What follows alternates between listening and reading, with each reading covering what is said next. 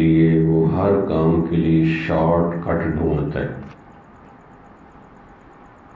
کہ مثلا کوئی تعلیم حاصل کر رہے ہیں تو بھئی کوئی شارٹ کٹ ٹیوشن سینٹر ہے اس میں پڑھتا ہے، پھر شارٹ کٹ کتابیں ڈھونڈتا ہے کہ جس میں نوٹس بنے ہوتے ہیں۔ تو ہر کام کے لیے شارٹ کٹ ڈھونڈتا ہے،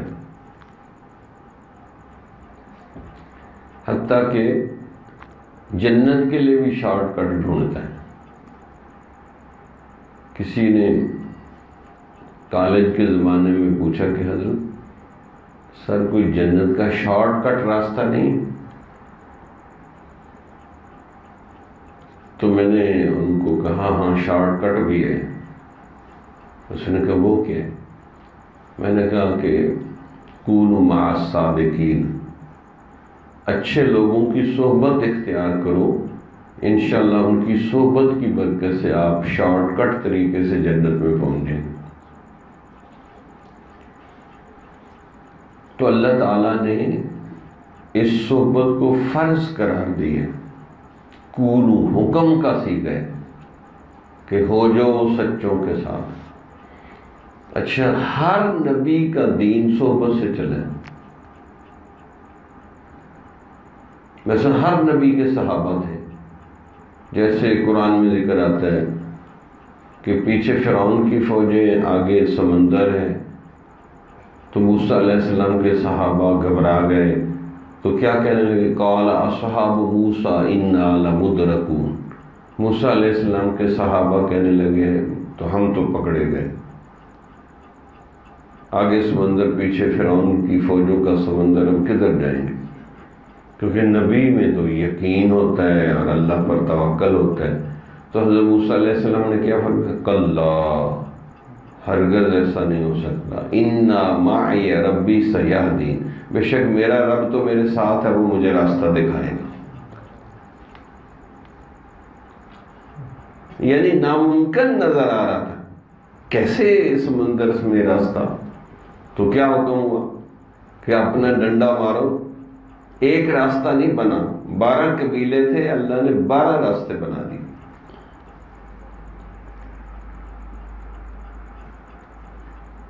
تو اللہ تعالیٰ نے ایک ناممکن کام کو نبی کی صحبت کی برکت سے ممکن بنا دیا۔ اسی طرح حضرت عیسیٰ علیہ السلام کے صحابہ کو قرآن میں حواریون کہا ہے۔ حضرت عیسیٰ علیہ السلام نے جب مشکل وقت آیا تو پوچھا من انصاری الی اللہ، قال الحواریون نحن انصار اللہ، کہ اللہ کے راستے میں میری کون مدد کرے گا؟ تو ان کے صحابہ جو حواری کہلاتے تھے انہوں نے کہا ہم آپ کی مدد کریں گے، ہم آپ کے ساتھ ہیں۔ اسی طرح نبی صلی اللہ علیہ وسلم کے صحابہ تو مشہور ہے وفاداری میں، قربانی میں، حتیٰ کہ روزمرہ زندگی میں بھی یہ کہتے تھے۔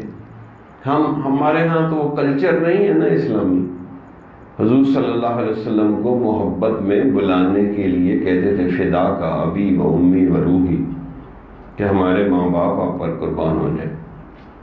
لیکن ہمارے ہاں تو یہ نہیں، ہاں لڑکے لڑکیوں کے اوپر کہہ دیتے ہیں کہ جی ہم ہر چیز آپ پہ قربان کرنے کے لیے تیار ہیں، ادھر جائز ہے۔ اور اگر کوئی شیخ کو کہہ دے جس نے ہدایت کا راستہ دکھایا، قرآن کا راستہ دکھایا، اللہ کی محبت دکھائی، ہمارے حضرت فرماتے ہیں کہ میرے شیخ کے میرے پر اتنے احسانات ہیں کہ میں ان کی 7 نسلوں کا بھی شکر ادا نہیں کر سکتا، کہ اگر 7 نسلوں کی خدمت کرتا رہوں پھر بھی جو انہوں نے میرے پہ احسان کیے کہ مجھے اللہ کی محبت و معرفت تک پہنچایا، میں پھر بھی حق نہیں ادا کر سکتا۔ یعنی ماں باپ سے محبت جائز ہے،